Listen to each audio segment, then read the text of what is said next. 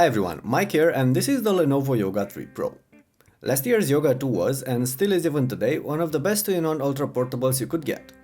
The Yoga 3 Pro is its thinner and lighter successor, but the new generation is not just a redesigned shell, it's also one of the first ultrabooks built on Intel's Core M hardware. But is it actually any good? Well, stay with me for the next couple of minutes and you'll find out. Let's talk about the aesthetics first. The Yoga 3 Pro is half an inch thick and weighs 2.6 pounds, which are impressive numbers for a 13-incher. Its outer case is crafted from aluminum, and that gives it a beautiful allure and the sturdiness you would expect from a computer you're probably going to carry with you daily. So for the most part, this laptop feels like it's worth its high price tag.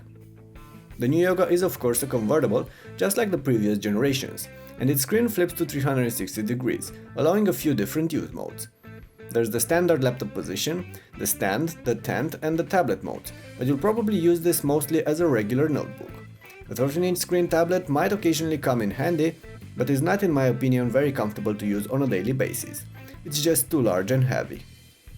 Lenovo did redesign the Yoga 3 Pro's hinge mechanism though. Now a complex system built on 6 steel meshes with aluminum parts in between. They call it a watch band hinge, and it does look like one.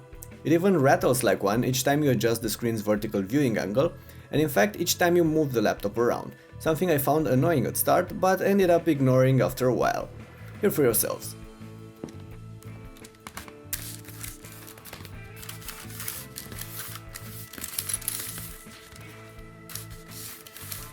At the same time, this new hinge feels sturdy and allows basically countless working positions, while the older two-hinge system did not give such freedom. However, I believe Lenovo went a bit too far trying to make the Yoga 3 Pro as thin as possible and somewhat sacrificed the screen frame's rigidity. That's visible when adjusting the viewing angles, which causes light ripples on the panel's lower left and right corners. And even more visible in tablet mode, when the screen flexes a millimeter or two and again pushes ripples into the panel. I can't say for sure whether that's going to affect the display on the long term or not, but it certainly got me concerned. The laptop's interior is covered in a smooth plastic with a dimpled pattern, which kind of reminds me of the Samsung Galaxy S5's back panel. It comes in black on all models, while the outer shell is available in silver, gold or orange.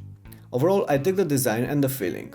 I don't appreciate the keyboard's positioning though, which is placed low towards the laptop's front and leaves room for only a narrow palm rest.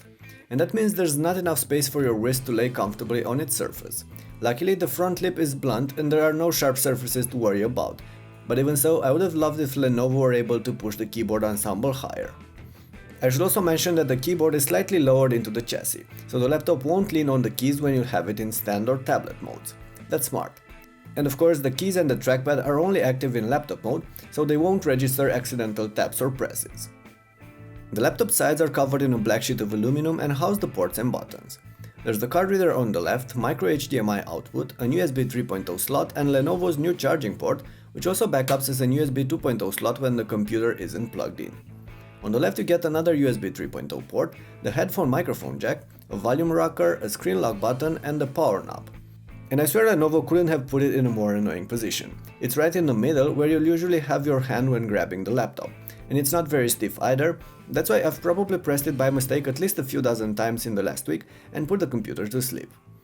Anyway, to wrap up with the I/O, there's also a tactile Windows Home button just beneath the display, somewhat useful in tablet mode. This aside, Lenovo put a 13.3-inch QHD Plus touchscreen on this Yoga 3 Pro with an IPS panel. The 3200 by 1800 pixel resolution leads to very sharp content, and you'll probably want to scale fonts to 200% in Windows to be able to distinguish anything on the screen. Even so, not all third-party apps will scale properly, so you'll have to deal with tiny texts and buttons from time to time. The panel is made by Samsung and no longer has the color issues of the Yoga 2 Pro model, so overall I'm confident you'll mostly like it. It's not very bright and doesn't output stellar contrast either, but I will tell you more about that in the written review on ultrabookreview.com, make sure to check it out, it's the first link in the description. Now let's get back to that keyboard. It feels and behaves a lot like the one on the previous Yoga Pro. The keys are smooth and have a slightly oval shape towards their lower side. They don't travel too much into the frame, but are sturdy and provide good enough feedback, especially once you get used to them. The keyboard is also backlit and you can turn the illumination on and off by hitting Fn and space. On the other hand, Lenovo experimented with the keyboard's layout and left out the 6th row of F keys. F1 to F12 are obtained by hitting Fn plus the keys on the top row of numbers. There are still shortcuts for adjusting the screen's brightness, the volume, or deactivating the trackpad. You'll just find them on other keys, which is not that big of a problem. But the lack of dedicated F keys will surely break this thing for many users. The trackpad is kind of small, but its glass surface feels nice and behaves properly, with one exception. This is a clickpad and its top half is rather stiff, but the issue here is the occasional lack of response from physical clicks. Sometimes you'll just press the clickpad, you'll hear the clicking sound, but nothing happens. Single taps work fine though, but double taps are not recognized. Annoying. Anyway, with all this out of the way, let's turn our attention on what the Yoga Pro can do for you. Keep in mind that this is not a final production model, but one of those samples given to journalists at the launch event in October 2014, so a few things might change later down the road. Again, see the written review on ultrabookreview.com for updates and extra details. For now, I could summarize I'm not impressed with the Intel Core M hardware implementation on this particular unit. Despite packing one of the fastest processors in this line, the Core M-5Y70 with 8GB of RAM and a 256GB SSD, performance is not what I was expecting. And that's mostly because the hardware throttles way too fast. This Yoga 3 Pro handles basic activities fine, including light browsing, editing text and some photos, or watching 1080p video content. However, some programs work smoother on this platform than others. For instance, Chrome is awful. Trying to watch YouTube clips or browsing in Chrome led to an appalling experience, with everything lagging and choking. Internet Explorer, on the other hand, works far better. It can deal with 1080p and even 4K YouTube streams, as well as medium browsing with up to 10 tabs open at the same time. And this is just one of the examples. The same can be said about playing videos with VLC Player, as opposed to playing them with Media Player Classic. Regardless, the hardware throttles aggressively and there's little one could do about that. For instance, when trying to play games, both the CPU and the GPU drop to very low frequencies. In fact, I wasn't able to run properly any of the titles I've tried on this laptop, not even older ones like Dirt 3 on HD resolution with very low details. And the benchmarks are also affected. But we're not going to get in depth here.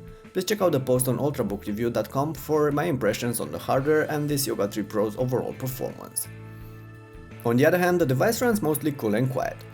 There is a fan inside, placed in the laptop's upper right corner and pushing hot air through the very narrow cooling grill hidden behind the metallic hinge. And this fan is active pretty much all the time, but it's not very noisy. In fact, the Yoga 3 Pro is for sure quieter under load than its predecessor. But that won't matter much when it's also far slower. On top of that, it doesn't actually last longer on a charge, despite packing a low-power Core M platform. There's a 44Wh battery inside, and that translates in about 5, maybe 6 hours of daily use, and 4 to 5 hours of playing video. All this on balanced mode with Wi-Fi on and the screen's brightness manually set to 70%, which is roughly 120 nits. I'll tell you more about the battery performance in the written post. We'll also learn about the new charger, the speakers, Wi-Fi module and the webcam Lenovo put on this laptop, as there's nothing special about this to be worth including here. In fact, let's keep this video short and wrap it up. On the outside, the Yoga 3 Pro looks like something I want to buy. It's thin, light and mostly sturdy build, except for the screen's frame. On top of this, the metallic case and the fancy hinge mechanism give it a premium allure.